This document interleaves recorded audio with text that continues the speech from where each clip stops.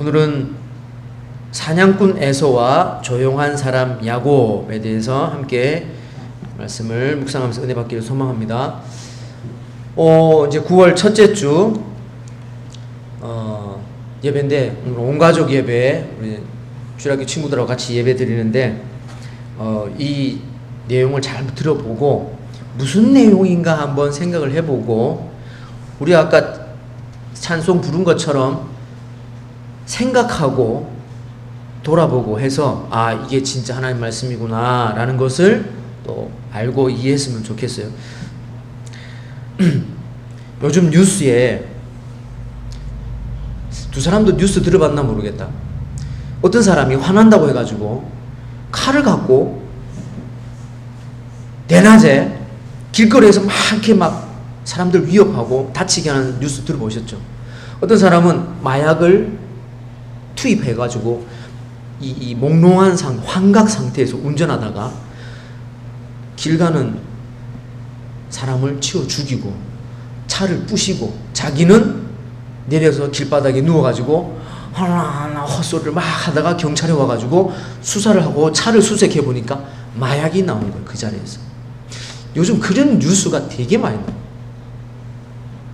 제가 생각하기에 전 세계적으로 우리나라가 밤에 돌아다녀도 괜찮은 나라로 소문이 났는데 좀 부끄러워졌어요. 요즘 외국 사람들 우리나라에 많이 들어왔는데 외국은 밤에, 외국은 낮에도 총으로 막 사람 죽이잖아요. 위험한 동네예요. 근데 우리나라는 그래도 안전하다고 저는 생각했는데 그런 뉴스를 보니까 부끄러운 거예요. 와, 외국 사람들 생각할 때 뭐라 그럴까? 똑같네 그러겠다. 우리나라가 언제부터 이렇게 됐지? 그런 생각이 드는 거예요. 뭐냐면 나는 아무렇게나 막 표현하고 다른 사람 다치게 해도 난 아무 상관없어. 왜? 내가 화나니까 내 마음대로 할 거야 라고 생각하는 사람들이 너무나 많아졌어요. 너무 이기적인 사람이. 우리가 살아가면서 친구도 필요하고 이웃도 필요하고 같이 사는 우리 세상이에요. 우리 인생이에요. 근데 이게요, 내가 어떻게 표현하고 말을 해야 되는지 이걸 배워야 되는 것 같아요. 오늘날엔 더욱더 내가 표현하고 정확하게 말을 해야 알죠. 상대방이 그냥 알아주겠거니 하면 몰라요. 그런데 내 방식대로만 표현해버리면 상대방이 굉장히 곤란할 때가 많아요. 오늘 두 형제를 보면서요, 이 형제거든요. 두 사람을 보면서 하나님이 어떤 부분을 좋아하시나, 하나님은 어떤 부분을 싫어하시나를 한번 봅시다. 보고 하나님은 우리에게 또 뭐라고 말씀하시나 한번 살펴보겠습니다. 오늘 제목 봐봐요. 에서는 어떤 사람이라고요? 사냥꾼이에요. 야곱은 어떤 사람이라고요? 조용한 사람이에요.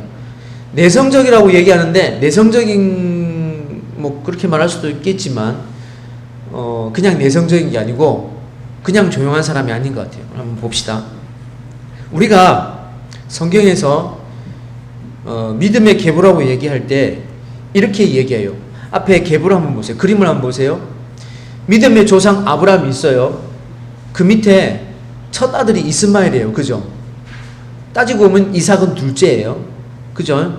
그 다음에 이삭이 자녀를 낳았어요. 영재야, 이삭이 자녀를 낳았는데 누굴 낳았어? 에서와 야곱을 낳았어요. 에서가 장자고 야곱이 동생이에요. 근데 둘이 쌍둥이래. 쌍둥이. 자, 요런 가족 관계를 일단은 염두에 두고 하나님이 뭐라 그러냐면 이미 요 앞에 25장 23절에 이렇게 말씀하세요. 큰 자가 어린 자를 섬길 거라고 말씀하십니다. 그러니까 하나님이 기뻐하시는 사람은 형이 아니고 동생이었던 것 같아요. 야곱에게 말씀하신 것 같아요. 자, 그 다음에 27절 보세요. 27절 보시면 이 두 사람이 형제가 자랐어요. 형은 들판에서 뛰어다니고 사냥하는 사냥꾼이 됐어요. 에서는 뭐가 됐다고? 사냥꾼 됐어요. 야곱은 조용히 집에서 지내는 성격으로서 쉽게 말해서 내성적으로 이렇게 자랐고 동시에 생각을 많이 하는 사람인 것 같아요. 자기 혼자 있으면서 생각을 많이 하는 사람. 자, 28절에 보니까 아버지 이삭이 누굴 좋아한다고요? 에서를 좋아해요. 왜요? 사냥한 고기를 좋아한대요. 이삭이 뭘 좋아한다고? 사냥한 고기. 누가 사냥한 고기?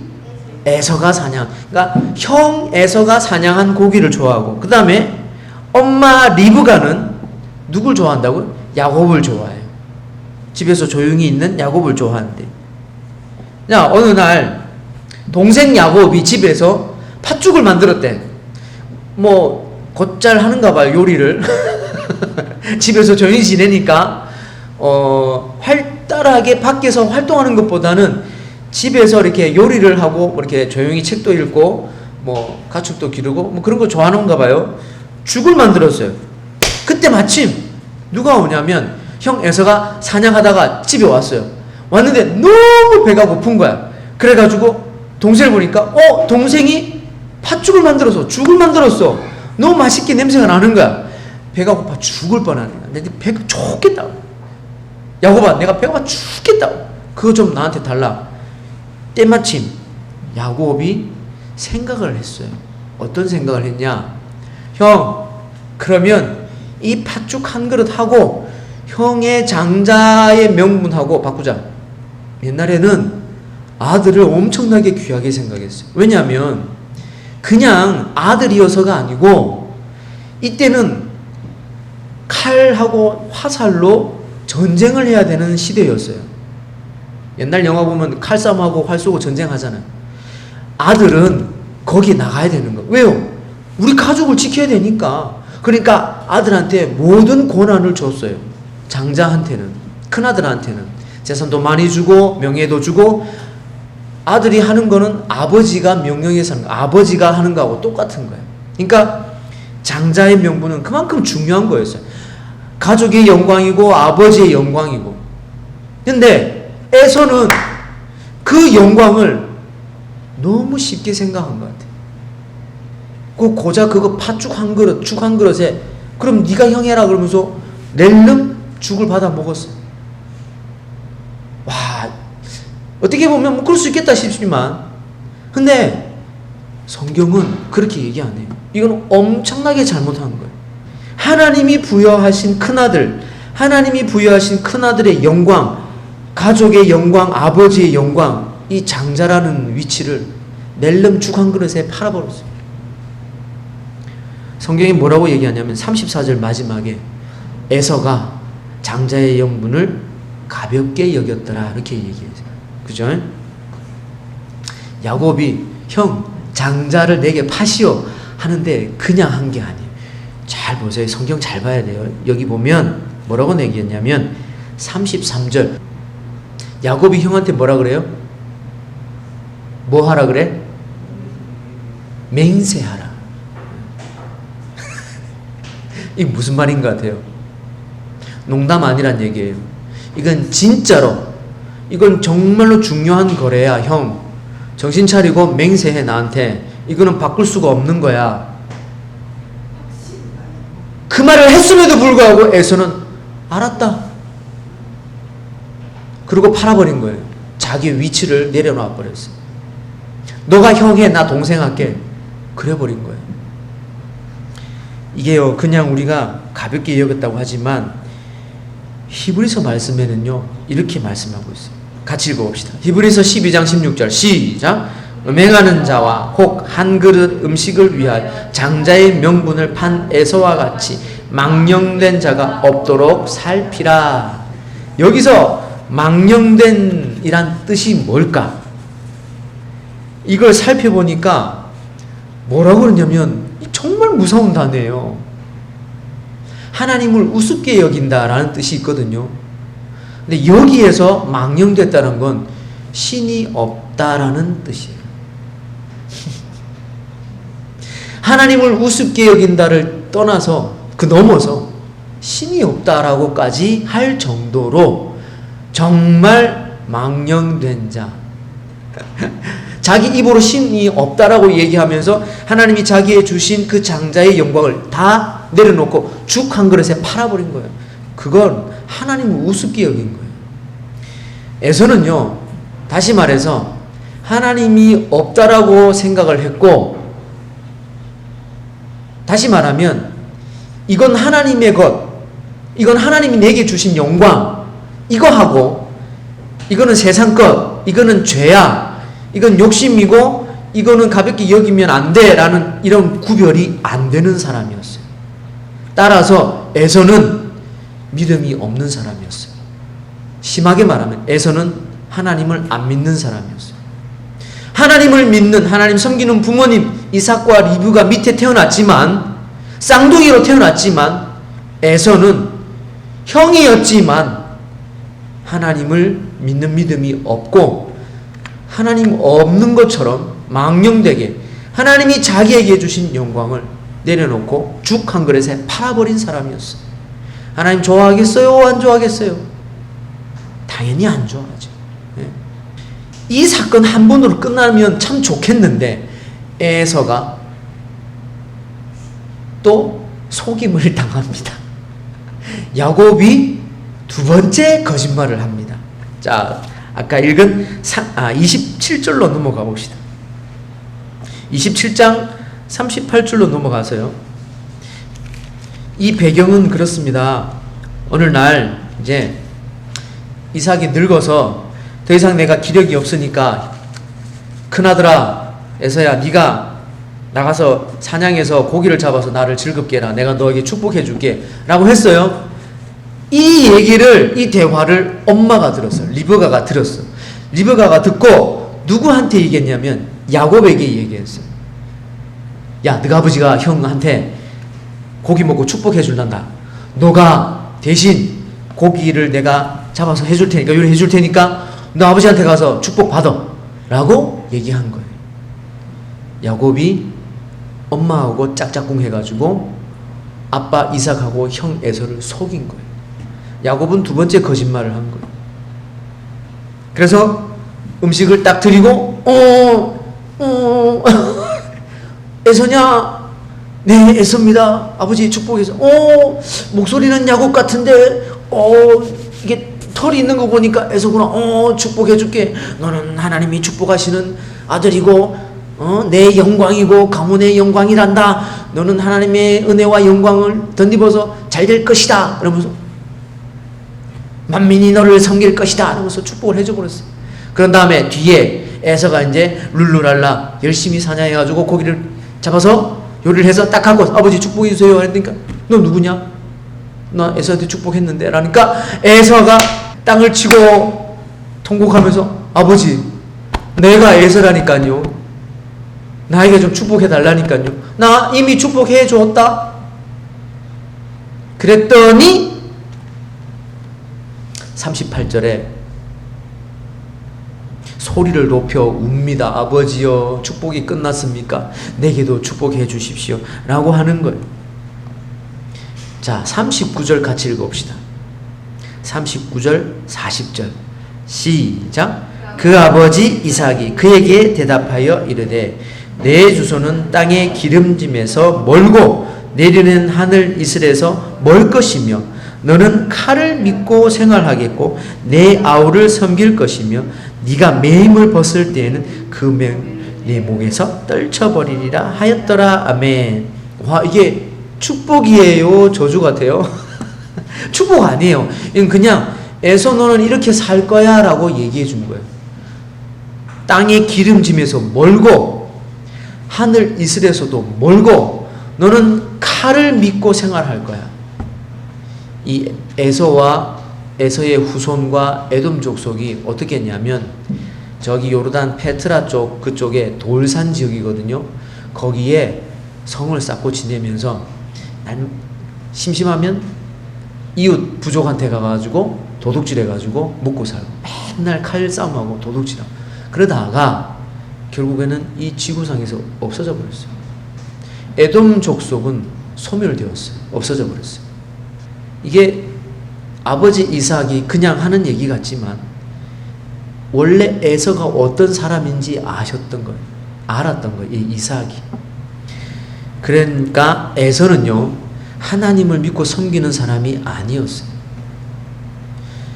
한 가족 안에 있지만 믿는 생활이 아니었어요. 믿음의 생활이 안 됐어요. 자기의 장자의 명분을 우습게 여기고 하나님이 자기에게 부여하신 특권을 우습게 여기는 사람이었어요. 옛날 같으면 야곱처럼 정말로 자기가 장자이고 싶어서, 자기가 장자가 되고 싶어서, 우리 옛날 영화 같은 거 보면 동생이 형 죽이고 뭐 왕권을 빼앗고 그런 거 있잖아요. 근데 이 에서는 전혀 그런데 귀중하게 여기지도 않고 우습게 여긴 거예요. 그러면서 에서가 마음속에 야곱을 미워했어요.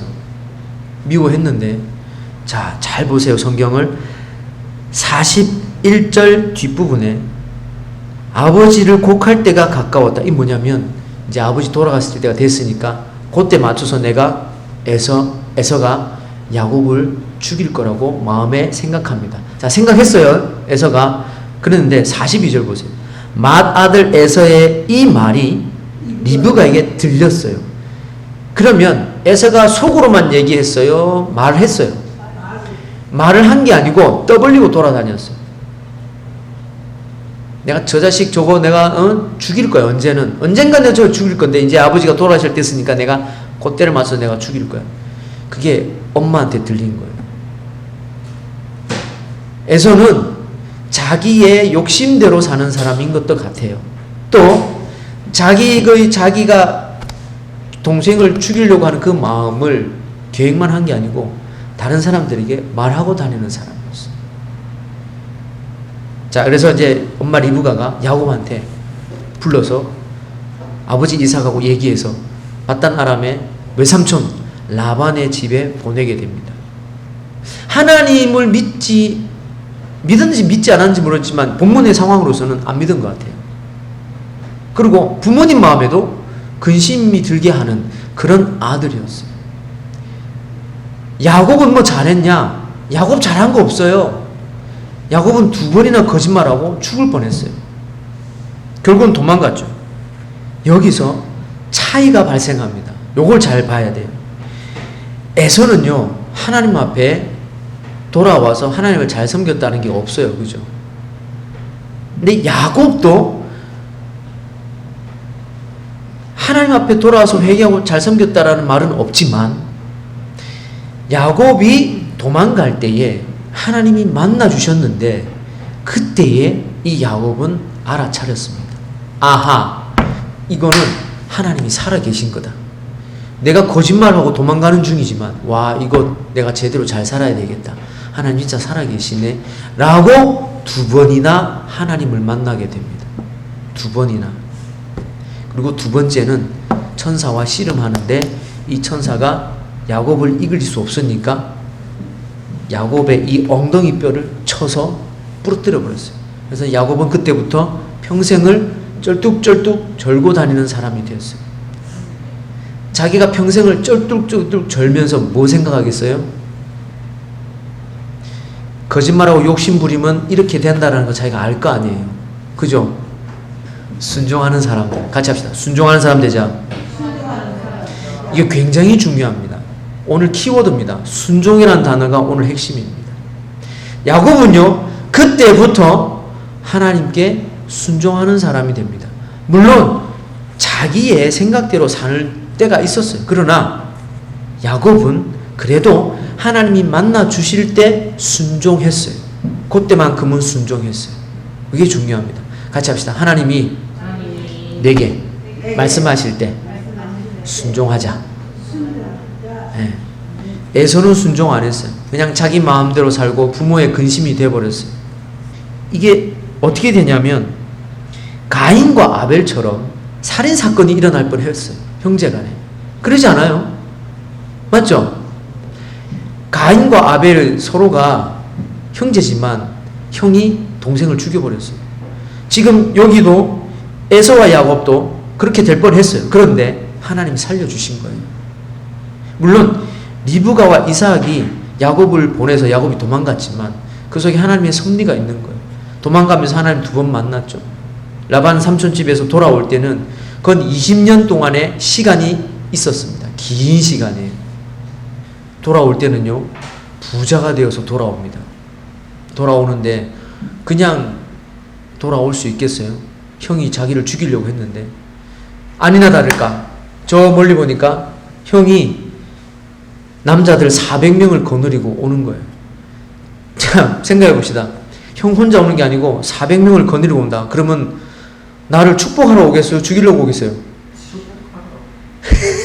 죽이려고 오는 거지. 야곱이 겁이 났어요.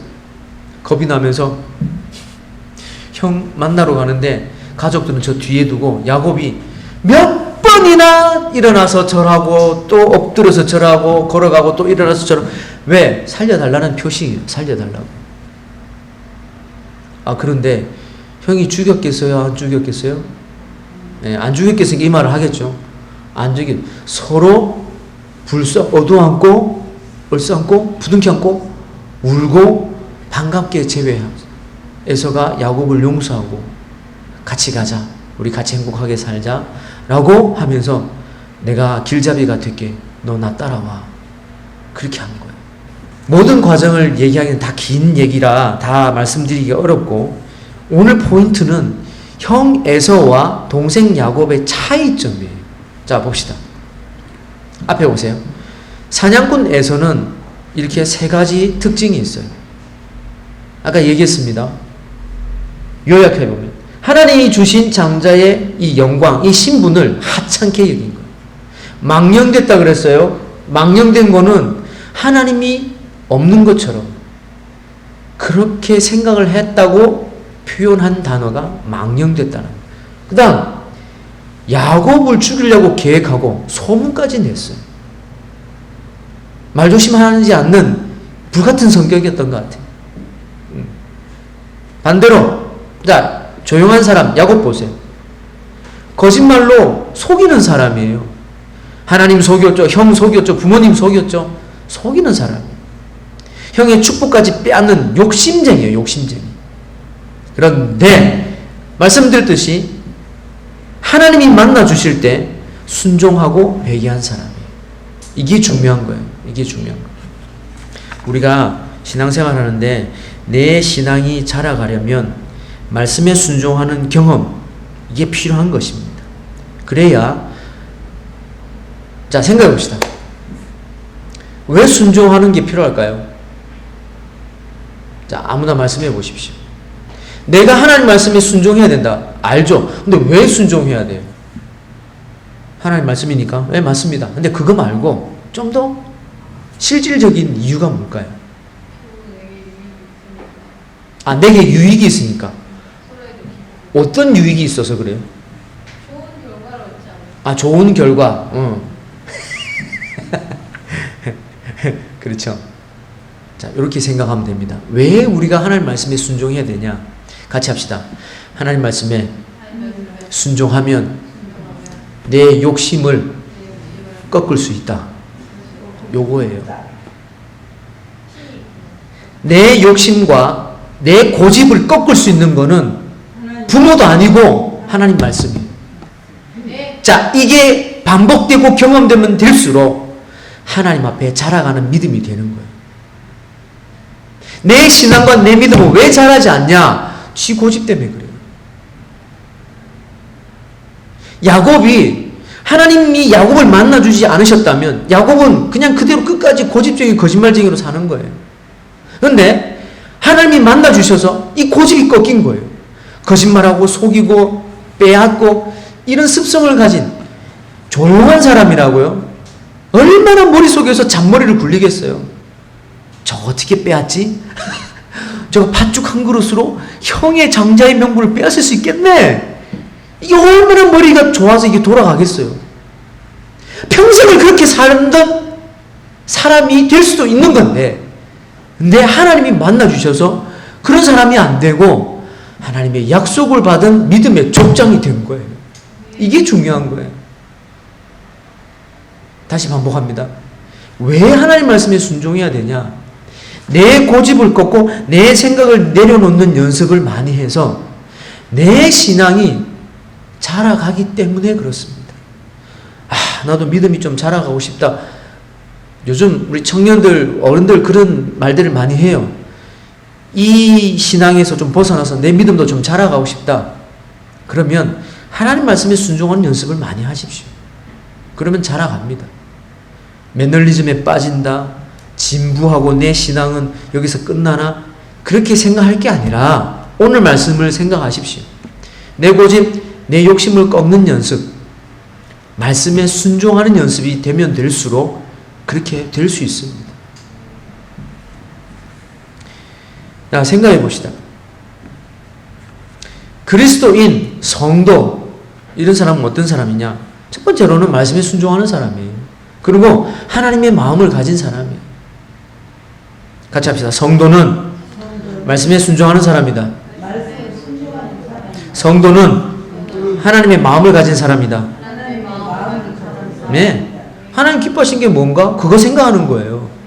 말씀에 순종하니까 그거 생각나는 거예요. 아, 이렇게 하면 하나님 기뻐하시겠지? 하나님께 영광이 되겠지? 라고 생각하는 사람이에요. 우리 친구들도 정말 그랬으면 좋겠어요.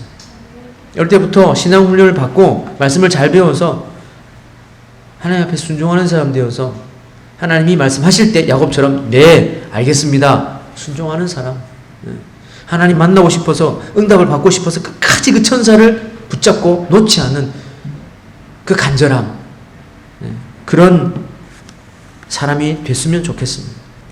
우리 모두가 오늘 말씀을 기억하고 하나님 앞에 말씀 순종하고 내 욕심을 내려놓고 내 생각을 내려놓고, 그래서 하나님이 야곱을 만나 주실 때 딱 붙잡은 것처럼 우리도 우리에게 말씀해 주실 때 딱 붙잡을 수 있는 믿음의 촉이 열려있는, 하나님께 열려있는 그런 믿음의 성도 되시기를 예수님의 이름으로 축원합니다.